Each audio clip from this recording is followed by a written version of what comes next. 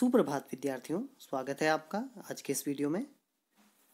तो विद्यार्थियों, आज के इस वीडियो के माध्यम से हम अपने प्रकरण पद परिचय को आगे बढ़ाएंगे। तो पिछले वीडियो में आपने पढ़ा था संज्ञा शब्दों का पद परिचय। तो विद्यार्थियों, पद परिचय समझने के लिए आपको संज्ञा, सर्वनाम, क्रिया विशेषण आदि के बारे में अच्छी तरह जानकारी होना बहुत जरूरी है। तो उसी की कड़ी में आज हम पढ़ेंगे सर्वनाम। तो सबसे पहले देखते हैं सर्वनाम होते क्या हैं। हालांकि आप पिछली कक्षाओं में पढ़ चुके हैं, एक बार इसे हम रिवीजन कर लेंगे। तो सर्वनाम क्या होते हैं? संज्ञा के स्थान पर प्रयुक्त होने वाले शब्दों को क्या कहा जाता है? सर्वनाम। जैसे मैं, हम, ये, कुछ आदि। तो सर्वनाम 6 इसके भेद होते हैं, 6 प्रकार के होते हैं सर्वनाम। पहला है आपका पुरुषवाचक सर्वनाम। पुरुषवाचक सर्वनाम इसमें जैसे मैं, मेरा, हम, तुम, वह, वे, उनका आदि ये सब आते हैं। तो विद्यार्थियों, पुरुषवाचक सर्वनाम में 3 बात करें तो हम जो 3 पुरुष होते हैं, एक होता है उत्तम पुरुष जो बोलता है, बोलने वाला। एक होता है मध्यम पुरुष जो सुनने वाला होता है सामने, और एक होता है अन्य पुरुष। तो जब 2 लोग बातें करते हैं किसी तीसरे के बारे में, तो वो तीसरा होता है अन्य पुरुष। तो उत्तम पुरुष में क्या आते हैं? जो बोलने वाला बोलता है, मैं, हम, मेरा आदि। मध्यम पुरुष होता है सुनने वाला। तो अगर आपकी कोई बात सुन रहा तो आप क्या कहेंगे उससे? तुम, आप, तुम्हारा, आपका आदि शब्द। तो ये मध्यम पुरुष है। तो पद परिचय देते समय आप इन चीज़ों का ध्यान रखिएगा, तो आप वहाँ पर आप आसानी से बता सकते हैं कि ये कौन सा पुरुष है यहाँ पर। अगला आता है अन्य पुरुष, यानी तीसरा व्यक्ति जिसके बारे में बात की जाए तो क्या कहते हैं उससे? वह, वे आदि। दूसरा आता है आपका निश्चयवाचक सर्वनाम। तो निश्चयवाचक सर्वनाम क्या होता है, इसे एक बार देखते हैं। तो विद्यार्थियों, जो निश्चयवाचक सर्वनाम है आपका, जिन सर्वनाम शब्दों से किसी व्यक्ति, वस्तु या स्थान की निश्चितता का बोध हो, यानी कि वो पक्का हो वहां पर, तो वो होता है निश्चयवाचक सर्वनाम। निश्चय यानी पक्का है वहां पर। जैसे यह, वह आदि। अगर उदाहरण देखें इन पदों का वाक्य में, तो यह कार मेरी है, देखिए सामने ही है, तभी कहते हैं कि यह निश्चय है, यह कार मेरी है। वह मोटर बाइक तुम्हारी है। तो यहाँ पर वह क्या है? निश्चय है, क्योंकि वहीं पे मोटर बाइक है। ये पुस्तकें मेरी है, तो अगर आप इशारा कर रहे हैं ये पुस्तकें मेरी हैं, तो ये पक्का है। वे मिठाइयाँ हैं, आप कहीं इशारा करते हुए कह रहे हैं कि वे मिठाइयाँ हैं, तो पक्का है। यह एक गाय है, तो आपके सामने अगर गाय है, आप क्या कहते हो? यह एक गाय है। तो यह क्या है यहाँ पर? निश्चयवाचक सर्वनाम। उम्मीद है आप लोगों को समझ में आ गया होगा। अगला है आपका अनिश्चयवाचक सर्वनाम। तो देखिए, निश्चयवाचक में तो पक्का होता है, लेकिन यहाँ पर अ लग गया है शुरू में। अनिश्चयवाचक अ का अर्थ होता है नहीं, यानी कि जो निश्चित नहीं है। आइए देखते हैं उदाहरण। तो विद्यार्थियों, अनिश्चय अभी बताया था, जो पक्का नहीं है। जिन सर्वनाम शब्दों से वस्तु, व्यक्ति, स्थान आदि की निश्चितता का बोध नहीं होता है, यानी कि आपको पता नहीं होता है कि वह वस्तु या व्यक्ति या स्थान वहां पर है या नहीं है, लेकिन आप केवल अंदाजे से कहते हैं। जैसे मुझे कुछ खाना है, यानी कि पता नहीं है कि क्या खाना है। मेरे खाने में कुछ गिर गया, अब क्या गिरा है कुछ पता नहीं है, तो यहाँ पर कुछ क्या है? अनिश्चयवाचक सर्वनाम। मुझे बाजार से कुछ लाना है, तो देखिए कुछ पता नहीं है क्या लाना है। कोई आ रहा है, अब कोई आ रहा है लेकिन उसके बारे में पता नहीं है कि कौन आ रहा है, तो उसके बारे में क्या है? निश्चित नहीं है कि कौन है। मुझे कोई नजर आ रहा है, तो मुझे कोई नजर आ रहा है, अब कौन आ रहा है यह पता नहीं चल रहा है यहाँ पर। तो यहाँ पर कुछ और कोई, ये सभी क्या है? अनिश्चयवाचक सर्वनाम। तो पद परिचय देते समय आप ध्यान रखिएगा। अगला आता है आपका प्रश्नवाचक सर्वनाम। तो प्रश्नवाचक जैसा कि नाम से ही स्पष्ट है, तो ऐसे सर्वनाम जो प्रश्न पूछने का भाव प्रकट करते हैं। तो यहाँ पर देखते हैं एक बार प्रश्नवाचक सर्वनाम को। जिन शब्दों का प्रयोग किसी व्यक्ति, वस्तु, स्थान आदि के बारे में कोई सवाल पूछने या उनके बारे में कुछ जानने के लिए किया जाता है। तो प्रश्नवाचक सर्वनाम में जैसे कौन, क्या, कब, कहाँ। जैसे देखो तो कौन आया है, कौन आया है, तो देखिए प्रश्नवाचक चिन्ह भी लग गया और कौन भी है। तो इसका मतलब यहाँ पर आप जानना चाहते कि कौन आया है, तो ये क्या है, प्रश्न है, तो ये कौन सा सर्वनाम होगा, प्रश्नवाचक। आपने क्या खाया है, तो देखिए प्रश्न पूछा गया है क्या, अब कौन सी चीज है, उस वस्तु के लिए यहाँ पर क्या लगाया गया है, क्या, तो ये क्या है, प्रश्नवाचक सर्वनाम। तो ध्यान दीजिएगा, प्रश्नवाचक सर्वनाम में अंत में क्या आएगा, आपका प्रश्नवाचक चिन्ह। ध्यान दीजिएगा प्रश्नवाचक चिन्ह का। अगला आता है आपका संबंधवाचक सर्वनाम। तो ऐसे सर्वनाम जो संबंध बताते हैं। तो विद्यार्थियों, संबंधवाचक सर्वनाम जिन सर्वनाम शब्दों का प्रयोग किसी वस्तु या व्यक्ति का संबंध बताने के लिए किया जाता है, जैसे जो, सो, जैसा, वैसा। उदाहरण के माध्यम से समझते हैं। जैसी करनी वैसी भरनी, देखिए संबंधवाचक सर्वनाम है।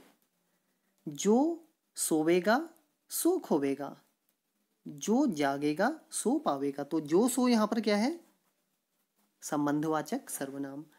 अगला देखिए, जैसा बोगे वैसा काटोगे, तो यहाँ पर भी क्या है, संबंधवाचक सर्वनाम।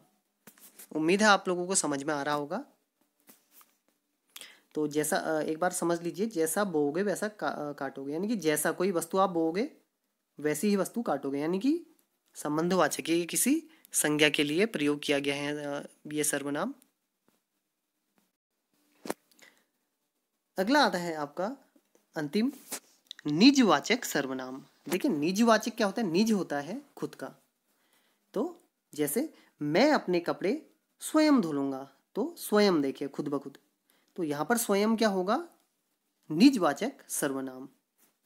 दूसरा है मैं वहाँ अपने आप चला जाऊंगा, यानी कि खुद, तो अपने आप का है, क्या है यहाँ पर, निजवाचक सर्वनाम, यानी कि अपने लिए जो भाव प्रकट किया जाता है उसे बोला जाता है निजवाचक सर्वनाम।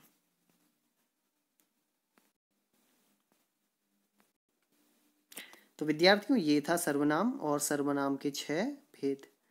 तो विद्यार्थियों, जब भी आपके किसी वाक्य में सर्वनाम पद का पद परिचय पूछा जाता है तो आपको ये सभी भेद याद होने चाहिए, तभी आप वहां पर पद परिचय सही दे पाओगे। तो विद्यार्थियों, अगला आता है हमारा विशेषण। तो इसके पद परिचय के हम जो उदाहरण है वो अंत में देखेंगे। तो पहले समझ लेते हैं विशेषण को। तो जब भी आप पद परिचय देंगे, अगर कोई विशेषण वाला पद वहां पर आता है तो आप उसका आसानी से कैसे पद परिचय देंगे, तो उसके लिए आपको विशेषण और उसके भेद समझने जरूरी हैं। चलिए देखते हैं विशेषण क्या होते हैं। जो शब्द संज्ञा या सर्वनाम की विशेषता बताते हैं उन्हें कहा जाता है विशेषण। तो पिछली कक्षाओं में आप पढ़ चुके हैं। यहाँ पर ये समझिए आप कि जो शब्द विशेषता बताते हैं उन्हें विशेषण कहते हैं, और जिसकी विशेषता बताई जाती है उन्हें क्या कहा जाता है, उन्हें कहा जाता है विशेष्य। उन्हें कहा जाता है विशेष्य। तो बात हो रही है विशेषण की, लेकिन विशेष्य भी आपको आना चाहिए। उदाहरण के माध्यम से देखते हैं। जैसे एक यहाँ पर आपको वाक्य दिया गया है, मोटा लड़का हंस पड़ा, ये दिया गया है। तो देखिए जो लड़का है ये तो संज्ञा है, आपको पता है जातिवाचक संज्ञा है। अब बात करते हैं इसकी विशेषता क्या है, यानी कि विशेषण कौन सा शब्द होगा यहाँ पर, मोटा, उसकी विशेषता है हंस पड़ा, ये तो खैर क्रिया है, बात करनी है विशेषण की। तो विद्यार्थियों यहाँ पर देखिए जो मोटा है वो तो होगा विशेषण, और जो लड़का है, क्योंकि लड़के की विशेषता बताई जा रही है, तो वो होगा विशेष्य। उम्मीद है आप लोगों को समझ में आ गया होगा। तो विद्यार्थियों आइए देखते हैं विशेषण के भेद। तो विशेषण के मुख्य रूप से 4 भेद होते हैं: गुणवाचक, परिमाणवाचक, संख्यावाचक और सार्वनामिक विशेषण। तो विद्यार्थियों ये आने आपको जरूरी हैं, क्योंकि पद परिचय देते समय आप इनका भी वहाँ पर वर्णन करेंगे। तो सबसे पहले देखते हैं गुणवाचक। गुण, पहला शब्द उठाइए, गुण। जो शब्द संज्ञा अथवा सर्वनाम के गुण, धर्म, स्वभाव आदि का बोध कराते हैं उन्हें कहा जाता है गुणवाचक। तो ये क्या है, संज्ञा क्या क्या बताते हैं, गुण धर्म, कि वह कैसा है या कैसी है, क्या उसका रंग है, कैसा उसका व्यवहार है, ये सारा इसमें बताया जाता है। जैसे उदाहरण के माध्यम से समझते हैं, जैसे नया जैसे कहते हैं कि हमारा टीवी नया है या पुराना। देखिए संज्ञा की क्या है, गुणधर्म है। कायर, हरा रंग जितने भी आएंगे वो भी आपके गुणवाचक में ही आएंगे। अच्छा, कोई बच्चा अच्छा है। बुरा, कोई व्यक्ति अगर बुरा है तो वो भी उसका क्या है, एक गुणधर्म है। सीधा आदि, तो ये सारे क्या हैं, गुणवाचक विशेषण। अगला आता है परिमाणवाचक। अब परिमाण देखिए, सबसे पहले समझिए परिमाण। परिमाण क्या होता है, नापतोल। जिन विशेषणों से संज्ञा अथवा सर्वनाम के परिमाण अथवा नापतोल आदि का बोध हो। तो विद्यार्थियों इसमें केवल आप नापतोल ही समझिएगा। यह दो प्रकार का होता है। एक होता है निश्चित परिमाणवाचक, यानी कि जिसमें नापतोल क्या होती है, निश्चित होती है, उसे बोला जाता है निश्चित परिमाणवाचक। जैसे 1 लीटर तेल, तो तेल की मात्रा कितनी है, 1 लीटर, तो उसका जो तौल है, तोल जो हम तोल रहे हैं उसे, वो है 1 लीटर। अगला है 2 मीटर कपड़ा, तो देखिए कपड़ा क्या है, करेक्ट 2 मीटर है, तो वो उसकी नाप हो गई। 1 किलो आलू, तो आलू कितना है, 1 किलो है, तो ये भी उसकी तोल हो गई। तो यहाँ पर देखिए निश्चित है। अगला आता है अनिश्चित परिमाणवाचक, यानी कि जब सामान तो है लेकिन उसका नाप और तोल क्या है आपको पता ना हो, आप केवल अंदाजे से। जैसे थोड़ा नमक, देखिए अगर हम कहते 1 किलो नमक तो वो होता निश्चित परिमाणवाचक, लेकिन यहाँ पर कहा जा रहा है थोड़ा नमक, तो थोड़ा कितना है हमें पता नहीं है, तो ये क्या होगा, अनिश्चित परिमाणवाचक। अगला है जरा आटा, यानी कि जरा सा आटा। अगर आटा हो 1-2 किलो या 10 किलो तो वो होगा निश्चित परिमाणवाचक, लेकिन यहाँ पर हमें पता नहीं है कितना है, तो यहाँ पर है अनिश्चित परिमाणवाचक। बहुत पानी, कितना पानी है उसकी नापतोल हमें पता नहीं है, तो ये भी क्या होगा, अनिश्चित परिमाणवाचक। उम्मीद है आप लोगों को समझ में आ गया होगा। अगला आता है तीसरा, संख्यावाचक विशेषण। तो विद्यार्थियों नाम से ही आप समझ सकते हैं संख्यावाचक, यानी कि जिसमें संख्या का पता चलता है, संज्ञा या सर्वनाम की। तो संख्यावाचक के भी क्या होते हैं, 2 भेद होते हैं। एक होता है निश्चित संख्यावाचक और एक अनिश्चित संख्यावाचक। तो विद्यार्थियों आप संख्यावाचक और परिमाणवाचक में कंफ्यूज मत होइएगा, उसे समझिएगा अच्छी तरह कि यहाँ पर तो आपका नापतोल है, यहाँ पर संख्या नहीं है, बल्कि जो आपका संख्यावाचक उसमें संख्या है। जैसे एक होता है आपका निश्चित संख्यावाचक कि एक आदमी कितने हैं, एक है, देखिए पता है हमें। 10 लोग, कितने लोग हैं, 10 लोग, तो उनकी संख्या है। 4 लड़के, तो 4 लड़के हैं। पहला, यानी कि मान लिया पहला कोई व्यक्ति है, तो पहला, तो उसकी संख्या है निश्चित कि वो पहला है। जैसे आप भी अगर कक्षा में प्रथम आते आपसे कहते हैं पहला स्थान पाया आपने। दूसरा है अनिश्चित संख्यावाचक, यानी जिसमें संख्या का पता नहीं होता। जैसे थोड़े आदमी, मान लीजिए कहीं पे कई आदमी खड़े हैं, आप कहते हैं थोड़े आदमी वहाँ पर हैं, तो कितने हैं आपको पता नहीं है उनकी गिनती। कई लोग, कितने लोग हैं आपको पता नहीं है। सारे जानवर, अब कितने जानवर हैं उनकी कोई निश्चित संख्या नहीं है। तो विद्यार्थियों जब आप संख्यावाचक और परिमाणवाचक में अंतर करेंगे तो आप देखिएगा कि यहाँ नापतोल ली जा रही है, यहाँ पे संख्या ली जा रही है, तो यही इनका अंतर है। अंतिम जो आता है आपका सार्वनामिक। तो सार्वनामिक देखिए बना हुआ है सर्वनाम से, तो विशेषण में प्रयुक्त होने वाले सर्वनाम सार्वनामिक सर्वनाम कहलाते हैं। तो विद्यार्थियों इसे आप ऐसे भी समझ सकते हैं कि इनका प्रयोग संज्ञा से पूर्व किया जाता है। जैसे देखिए मैंने पूरा लिखा हुआ है यहाँ पे, लेकिन आप केवल सार्वनामिक विशेषण को समझिएगा। जैसे किसी वाक्य में आता है यह घर मेरा है, देखिए घर के आगे लगा दिया यह, तो वो क्या हो गया, सार्वनामिक विशेषण। वह आदमी, आप किसी की ओर संकेत करके कहते हैं वह आदमी, देखिए संज्ञा से पहले ये उसके संग जुड़ गया है, तो ये क्या हो गया, सार्वनामिक विशेषण। यह किताब, तो आप संकेत करते हुए कहते हैं यह किताब, तो यह किताब की क्या है, विशेषता हो गई यह, यानी वही खास किताब है, तो वो क्या हो गया, सार्वनामिक।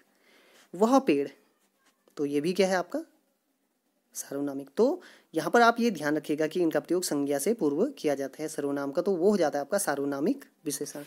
तो विद्यार्थियों उम्मीद है आप लोगों को आज समझ में आ गया होगा। इससे पहले आपने सर्वनाम और उसके भेद पढ़े, अभी आपने विशेषण और इसके भेद पढ़ लिए हैं। तो अब चलिए शुरू करते हैं इससे संबंधित पद परिचय, और इस सारणी को आप याद रखिएगा। तो विद्यार्थियों अभी तक आप रिवीजन कर रहे थे जो आपने पिछली कक्षाओं में पढ़े हुए थे, संज्ञा सर्वनाम विशेषण के भेद। तो उससे संबंधित अब जो मुख्य आपका जो प्रकरण आता है पद परिचय, उसमें हम बात करेंगे सर्वनाम और विशेषण के पद परिचय की। तो पहला, जैसे एग्जाम में आपसे पूछा जाएगा, मैं क्रिकेट खेलता हूँ, मान लीजिए आपको शब्द दिया है और यहाँ पर मैं का आपको पद परिचय देना है। तो कैसे देंगे मैं? तो देखिए सबसे पहले मैं क्या है, सर्वनाम है। कौन सा सर्वनाम है? पुरुषवाचक। पुरुषवाचक सर्वनाम में भी कौन सा वाला है? 3 पुरुष होते हैं, उत्तम पुरुष, मध्यम पुरुष और अन्य पुरुष। तो अपनी बात जब कही जाती है मैं, तो वो होता है उत्तम पुरुष। पुल्लिंग है, देखिए मैं क्रिकेट खेलता हूँ यानी पुल्लिंग है। एक वचन है, कर्ता कारक है, देखिए कर्ता है, मैं क्रिकेट खेलता हूँ। और खेलता हूँ क्रिया का कर्ता, तो क्रिया क्या है? खेलता हूँ। इसका कर कौन रहा है? ये खेल कौन रहा है? मैं। तो इसका क्या है? ये कर्ता है। ये चीज़ आप ध्यान रखिएगा। तो विद्यार्थी इस तरह आप पद परिचय आसानी से दे सकते हैं। तो आपको इसके लिए क्या है, व्याकरण का गहन अध्ययन होना जरूरी है। अगला है यह उपहार मैं तुम्हें नहीं दे सकता। तो विद्यार्थियों अभी जैसा आपको बताया था, यह उपहार, देखिए उपहार क्या है? संज्ञा है, उसकी विशेषता बता रहा है, तो यह विशेषण ही होगा। तो यह का पहले हम पद परिचय देते हैं, जो कि एक विशेषण है। कौन सा है? सार्वनामिक, जैसा कि अभी आपको बताया था कि संज्ञा से पहले इसका प्रयोग हुआ है। यह एक वचन है, पुल्लिंग है, और इसका विशेष्य, देखिए विशेष्य क्या है? उपहार। जिसकी विशेषता बताई जाती है वो होता है विशेष्य, और जो विशेषता होती है वो होती है विशेषण। तो यहाँ पर जो उपहार है वो विशेष्य है, तो उसका क्या है? ये विशेषण है। दूसरा शब्द है तुम्हें। तुम्हें यानी कि सर्वनाम है, पुरुषवाचक है। अब देखिए जब सामने वाले से हम कहते हैं तुम्हें, आपको, यहाँ पर कौन सा पुरुष होता है? मध्यम पुरुष। अगर अपनी बात होती है तो होता है उत्तम पुरुष, और अगर किसी तीसरे की बात होती है, वह, वे आदि, तो वहां पर होता है अन्य पुरुष। ये क्या है? पुल्लिंग है, एक वचन है। अब ध्यान दीजिए, तुम्हें या तुमको भी आप इसे कह सकते हैं कि तुमको नहीं दे सकता यह उपहार। तो को किसका है? कर्म कारक। कर्ता ने कर्म को, तो कौन सा कारक है यहाँ पर? कर्म कारक। दे सकता हूँ क्रिया का कर्म, और ये क्या है? क्रिया का कर्म है, क्योंकि कर्म कारक का प्रयोग हो रहा है यहाँ पर। तो विद्यार्थियों थोड़ा आपको खुद भी समझना होगा यहाँ पर कि कारक चिन्ह नहीं दिया गया है, लेकिन आपको समझना होगा। अगला है उदाहरण, रंग बिरंगी तितलियां उड़ रही हैं। बात करते हैं रंग बिरंगी की। मान लीजिए एग्जाम में पूछा जाता है ये कि रंग बिरंगी का पद परिचय दीजिए, कैसे देंगे? देखिए रंग बिरंगी तितलियां, तो तितलियों की विशेषता क्या है? रंग बिरंगी है वो। तो पहले ये समझिए कि जो आपको बताया था गुणधर्म कौन सा विशेषण होता है? गुणवाचक। तो ये कौन सा विशेषण होगा? गुणवाचक विशेषण, क्योंकि ये तितलियों का क्या है? गुणधर्म है। स्त्रीलिंग है, क्योंकि तितलियां स्त्रीलिंग है। बहुवचन है, कई सारी तितलियां हैं। कर्ता कारक है, देखिए तितलियां उड़ रही हैं, तो यहाँ पर आपका कौन सा है? कर्ता कारक है। उड़ रही हैं क्रिया का कर्ता, तो उड़ रही हैं, कौन उड़ रही हैं? तितलियां। तो ये चीज आप ध्यान रखिएगा। अगला है सरिता मेरी बहन है। तो सपोज आपको देना है यहाँ पर मेरी, इस सर्वनाम का पद परिचय कैसे देंगे आप? देखिए सबसे पहले सर्वनाम है, पुरुष, अपने बारे में बात हो रही है। मेरी, मैं, हमारा, इस तरह से जितने भी पुरुषवाचक होते हैं वो क्या होते हैं? उत्तम। तो ये पुरुषवाचक है, उत्तम पुरुष। एक वचन है। मेरी स्त्रीलिंग है। अगर मेरा होता तो, मेरा भाई होता तो पुल्लिंग होता, लेकिन यहाँ क्या है? मेरी बहन है, तो ये है स्त्रीलिंग। और क्या है? संबंध कारक। देखिए मेरा, मेरी, मेरे, ये सभी किस में आएंगे? संबंध कारक में। अगला है यह छात्र बहुत चतुर है। तो विद्यार्थियों फिर से एक बार मैं आप लोगों को बता दूं कि अगर आप संज्ञा से पहले ये सर्वनाम देखें तो ये क्या होता है? सार्वनामिक विशेषण। तो यह का अगर हम पद परिचय दें, विशेषण सार्वनामिक, देखिए एक छात्र है, एक वचन होगा, छात्र है, पुल्लिंग होगा, और यहाँ पर विशेष्य क्या है? छात्र है। उम्मीद है आप लोगों को समझ में आ रहा होगा कि उसकी विशेषता यह है, क्योंकि ये सार्वनामिक विशेषण है। और किसकी विशेषता है ये? छात्र की। तो छात्र क्या होगा यहाँ पर? विशेष्य होगा। तो विद्यार्थियों, इस तरह आप लोग सर्वनाम और विशेषण का पद परिचय आसानी से दे सकते हैं, जैसा कि आज आपको बताया गया। तो विद्यार्थियों, अभी तक आप संज्ञा, सर्वनाम और विशेषण के पद परिचय आपने कैसे देने हैं ये सीखा। आगे की वीडियो में हम देखेंगे क्रिया तथा अन्य जो पद होते हैं उनके पद परिचय आप कैसे देंगे। तो आज के लिए इतना ही। धन्यवाद।